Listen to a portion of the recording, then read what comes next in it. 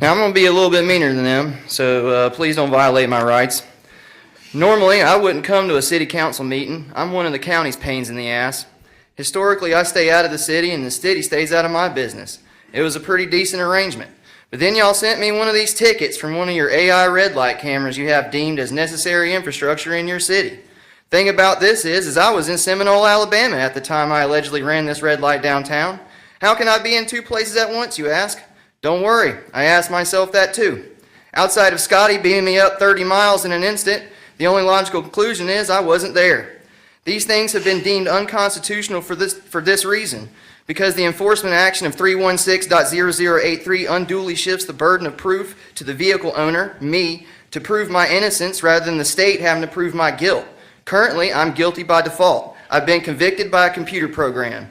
Usually this whole mess of who committed the infraction is settled by a police officer pulling somebody over and actually witnessing them in the driver's seat. The AI camera doesn't do any driver verification whatsoever. To get your constitutionally mandated due process, you have to jump through hoops put up by Automated Enforcement Division, a private company in Orlando that's owned by another corporation called Novoa Global, which is owned by a Chilean-Swedish millionaire named Carlos Hofstedt. So not only does this process flow through a private company, our DMV records and personal registration information are accessible by a foreign actor.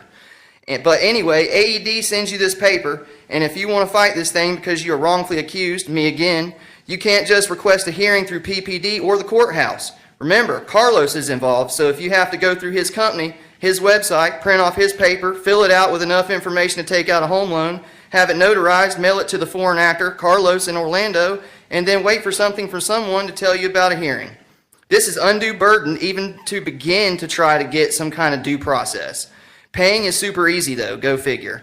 And about that, you can't pay cash. PPD doesn't accept it, and neither does Carlos. According to 31 U.S.C. 5103, all U.S. currency and coins must be accepted for all government obligations, fines, fees, taxes, and due. So not only does this whole thing violate constitutional due process, it violates federal law by not accepting U.S. currency to satisfy a government action.